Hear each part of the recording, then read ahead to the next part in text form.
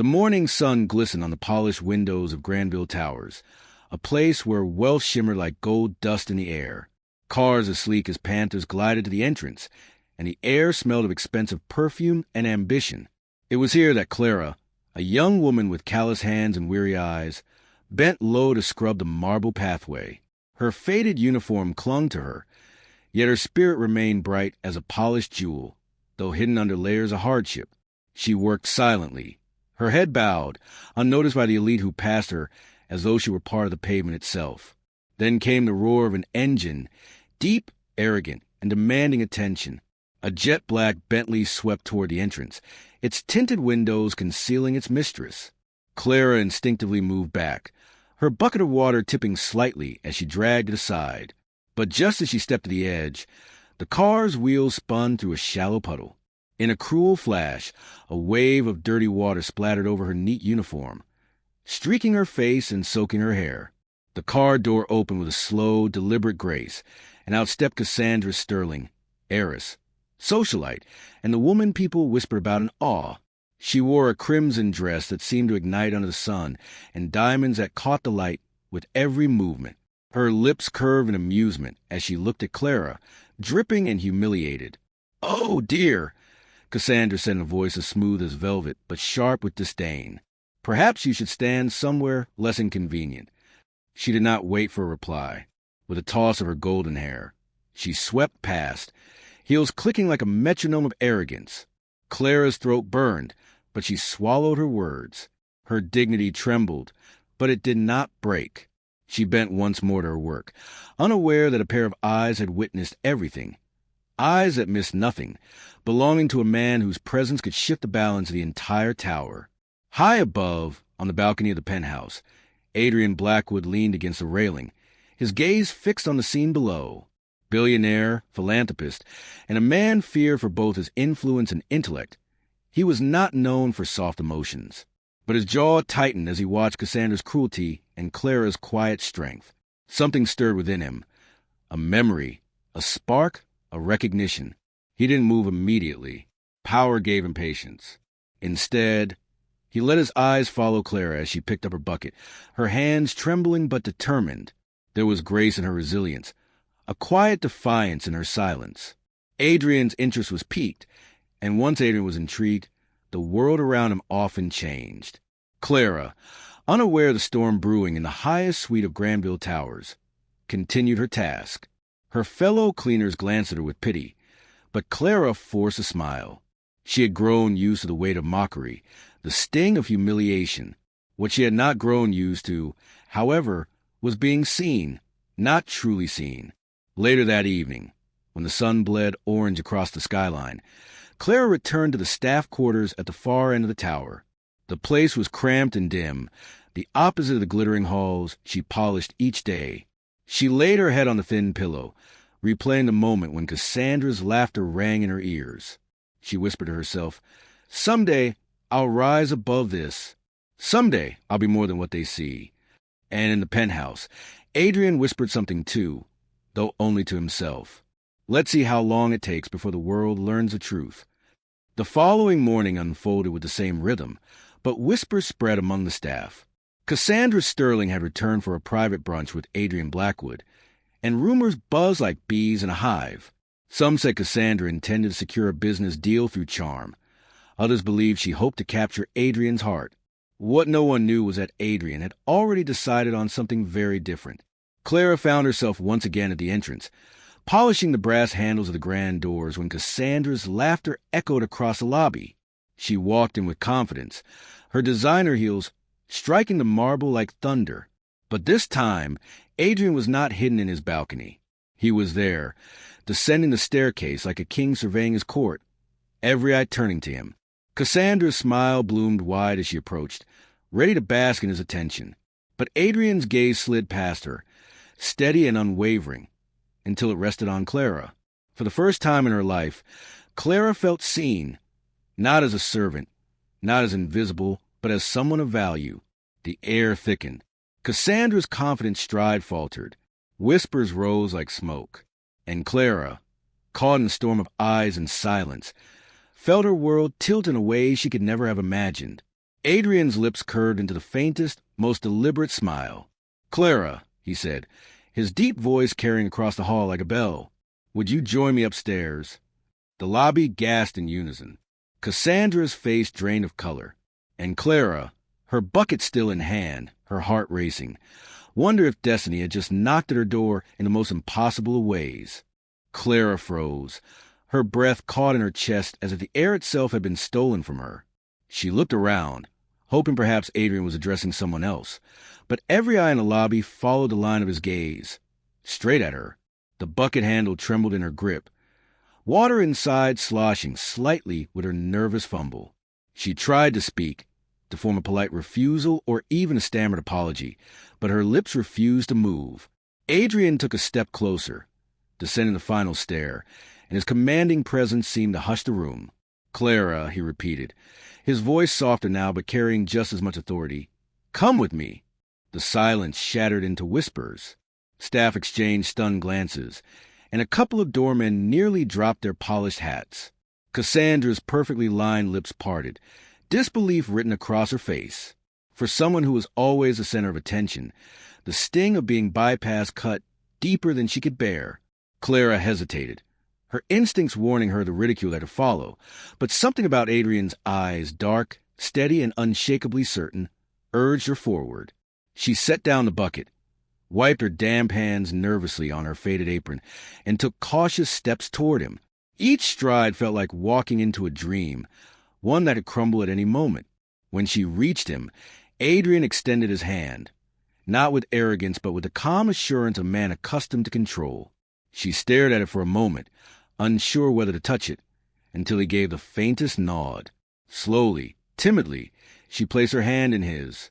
The warmth of his palm sent a strange shiver through her, and in that instant, she felt the curious weight of destiny pressing down on her. Cassandra's sharp voice sliced through the charged air. "Adrian," she said with forced laughter, "surely this is some kind of joke?" Adrian turned his head with unhurried precision, his expression unreadable. "Do I look like a man who jokes?" His tone was cold, final, and Cassandra faltered, the laughter dying in her throat. He led Clara toward the elevator, his hand firm yet gentle around hers. The staff watched in awe, whispers trailing after them like shadows. The golden doors slid open, and the two of them stepped inside. Just before the doors closed, Clara caught sight of Cassandra's glare, sharp as daggers, dripping with wounded pride. The ride to the penthouse was silent, save for the hum of the elevator. Clara's mind raced with questions she dared not ask. Why her? Why now? What did he want from a cleaner girl when the world lay at his feet? She dared a glance at him, and though his face was composed, his eyes seemed alight with thoughts she could not decipher. When the doors opened, Clara stepped into a space she had only ever seen from a distance. The penthouse. It was vast, flooded with light, walls of glass revealing the city sprawling beneath them like a living map. Every corner gleamed with understated luxury, a blend of power and artistry. Clara felt small, like a trespasser in a world far too grand for her worn shoes and frayed uniform. Adrian released her hand and gestured toward a chair by the window. "Sit," he said simply. She obeyed, perching lightly on the edge as though the furniture itself might reject her. Adrian walked to a cabinet, poured himself a glass of water, then turned back to face her. He studied her in silence, and though she longed to look away, his gaze held her captive. "You did not speak a word downstairs," he said at last, his voice low, deliberate. "Why?" Clara blinked, startled by the question. "Sir, I didn't know what to say," she whispered, her voice barely above a breath. A faint smile tugged at his lips. Most would have rushed to fill the silence. "You chose restraint. That tells me much about you." Her heart thudded harder. I am just a cleaner, sir. I don't know why you brought me here." He set the glass down and walked closer, each step measured, until he stood a few feet away. "Do you truly believe being just a cleaner defines your worth?" Clara swallowed hard, uncertain of how to respond. Her life had been defined by limitations. Her father's debts, her mother's illness, the relentless grind of poverty. To her, the role of a cleaner wasn't just a job. It was survival. Adrian studied the flicker of conflict in her eyes. You are more than what they see. And perhaps it is time you start believing that yourself. She looked at him, stunned. No one had ever spoken to her like that. Not with such conviction, not with such piercing clarity. Her lips trembled as she tried to form a reply, but emotion choked her words. Adrian's gaze softened, if only slightly. Clara, the world you scrub and polish daily, it thrives on illusions. Wealth, power, appearances, all of it fragile. What I saw in you this morning was not fragility. It was strength. Her breath hitched, and she felt tears threatening at the corners of her eyes. She quickly looked away, ashamed of showing weakness in front of a man like him. Downstairs, however, the storm was already brewing. Cassandra, humiliated and enraged, stormed out of the tower with her heels, striking the marble like gunshots. She had always gotten what she wanted: status, admiration, envy. And the sight of Adrian choosing a cleaner girl over her with an insult she could not forgive, her pride, sharp as glass, cut her from the inside, and in her fury, she vowed to remind both Adrian and Clara of who truly belonged in this world of wealth. Meanwhile, in the penthouse, Adrian turned to the city skyline, his silhouette framed by the fading daylight. "Do you know why I asked you here, Clara?" he asked without facing her. She shook her head, her voice trembling. "No, sir, because I value truth," he said. "And truth is rare among the powerful. They flatter, they scheme, they pretend. But you endure humiliation without malice, without pretense. That tells me I can trust you." Clara's brows furrowed in confusion. "Trust me with what?" Adrian finally turned, his eyes glinting with a secret, with something far greater than you realize. "But before that, you must answer me one thing. Do you wish to remain invisible, or are you ready to be seen?" Her heart pounded so hard it felt as though the city itself could hear it. The weight of the question pressed against her chest, leaving her breathless. For years, she had been the shadow in the hallways, the hand that polished the shine of other people's lives. And now, standing before her was a man who could alter her fate with a single decision. Her voice cracked. She steadied herself, inhaled deeply, and whispered, "I want to be seen." Adrian's faint smile deepened, almost imperceptibly, but enough to shift the air around them. He stepped closer, his presence towering but no longer suffocating. "Then, Clara, your life will never be the same." Far below, Cassandra's car screeched away from the tower, her mind already plotting her next move. The game had shifted, but she refused to lose. Not to Clara, not to anyone. And above, in the highest room of Granville Towers, Clara sat frozen in her chair, the magnitude of Adrian's words echoing in her soul. She did not know what trials or triumphs lay ahead, but one thing was certain. The quiet life of the unseen cleaner was gone forever. The city had fallen into the velvet hush of evening, when Clara's fate began to twist into a story few could have imagined. The lights of Granville Towers sparkled like stars captured in glass, and somewhere in the penthouse, the ordinary cleaner who had once bent her back to scrub marble now stood at the edge of a future that seemed too vast to comprehend. Adrian Blackwood had said her life would never be the same, and his words were proving themselves true faster than she could grasp. Over the weeks that followed, Clara found herself drawn into a world she had only ever witnessed from a distance. Adrian did not treat her as a servant or as a charity case. He tested her. He placed her in rooms filled with executives whose polished smiles masked ruthless ambition, and he quietly observed how she handled herself. At first, she felt small, her voice trembling whenever she tried to speak, but Adrian's steady gaze was always there, reminding her of the strength he claimed to see. Slowly, she began to believe it. Her words grew firmer, her posture straighter, and her silence, once born of fear, became a silence that commanded respect. But where Clara rose, Cassandra's fury deepened. Humiliation was a wound Cassandra could not let heal. She spread whispers through her circles, mocking Adrian for his eccentric charity project and calling Clara an imposter. She sent out venom dressed in silk, hoping the world would laugh with her. Instead, she discovered that Adrian's name was a shield too strong for idle gossip. What she failed to realize was that every word of mockery she uttered only made Adrian more protective of the girl she sought to destroy. One night, at a gala glittering with chandeliers and gowns worth fortunes. The tension reached its peak. Adrian arrived with Clara at his side, not hidden in the shadows, but stepping into the light where every eye could see. She wore a dress of midnight blue, simple yet elegant, chosen not to compete with diamonds but to reflect the quiet dignity of who she was. The room hushed as they entered, as if the arrival of the billionaire and the cleaner-turned companion carried more weight than the orchestra's music. Cassandra was already there, draped in gold, her smile sharp as broken glass. She approached with the poise of a queen, her every step deliberate. "Adrian," she purred, her voice dripping with confidence she did not feel. "You've certainly surprised us all. A cleaner as your guest? How refreshing." The crowd tittered, waiting for Adrian's reaction, eager to feast on drama. Adrian's arm tightened protectively around Clara's. "You mistake her role, Cassandra," he said, his tone smooth but cutting. "She is not here as a guest. She is here as someone whose presence commands more respect than any title or fortune in this room." The murmur that followed was electric. Cassandra's smile faltered, but Adrian's gaze had already moved past her, sweeping over the crowd. "True worth," he continued, his voice carrying, "is not measured by wealth or privilege. It is measured by resilience, by character, by the ability to endure cruelty and rise above it. Tonight, you will see the strength I see."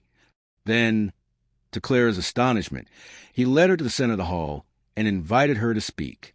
Her knees threatened to buckle, but the memory of her past, the mud splashed on her uniform, the laughter that had once crushed her spirit, burned in her mind. She lifted her chin, took the microphone, and let her voice, trembling but growing steadier with every word, fill the room. "I was invisible," she said, her eyes sweeping across the glittering crowd. "To most of you, people like me are nothing but shadows, scrubbing your floors, cleaning your glass, serving drinks you barely notice. But we are not invisible. We have dreams. We have dignity. And sometimes when life splashes mud at us, it's not to bury us. It's to test whether we will rise cleaner than before." A hush fell over the gala. Faces that had once looked at her with scorn now shifted with unease, some with shame, others with admiration. Clara's voice grew stronger. "I am not ashamed of where I come from. My hands have scrubbed marble, yes, but they have also held on when the world tried to push me down. And tonight, I stand here not because of luck, but because someone dared to see me when no one else would. Every life has value. Every person has worth. Remember that the next time you look at those you think beneath you." When she finished, the hall erupted in applause, not polite, not forced, but genuine, thunderous. Adrian's eyes gleamed with pride as he watched her, and for the first time, Clara felt the weight of her invisibility fall away like a discarded cloak. She was no longer the girl bent over a bucket. She was a woman who had found her voice. Cassandra, however, stood rigid, her fists clenched at her sides. The applause was daggers to her pride, and she left the hall before the evening could further wound her. The crowd barely noticed her departure. Their focus had shifted entirely to the girl who had once been no one. In the days that followed, Clara's word spread beyond the walls of the gala. Clips of her speech appeared online, shared millions of times. She became a symbol of dignity and resilience, a reminder that greatness could rise from the most unexpected places. Invitations poured in for her to speak, to share her story, and though she was still learning to carry such weight, Adrian stood beside her every step of the way. But beyond the glamour, beyond the applause, Clara remained grounded. She continued to visit the staff quarters, speaking with the cleaners, cooks, and doormen as if nothing had changed. She encouraged them, reminded them that their work mattered. And in their eyes, she saw the reflection of the girl she used to be, and she promised herself never to forget her roots. As for Adrian, the man who had once been a mystery cloaked in wealth and power, he too found himself transformed.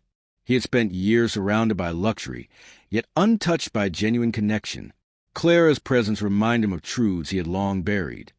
That humanity was worth more than empires, that sincerity was richer than diamonds. Together, they forged a bond that silenced skeptics and defied expectations. Cassandra's name faded from the gossip columns, replaced by Clara's story.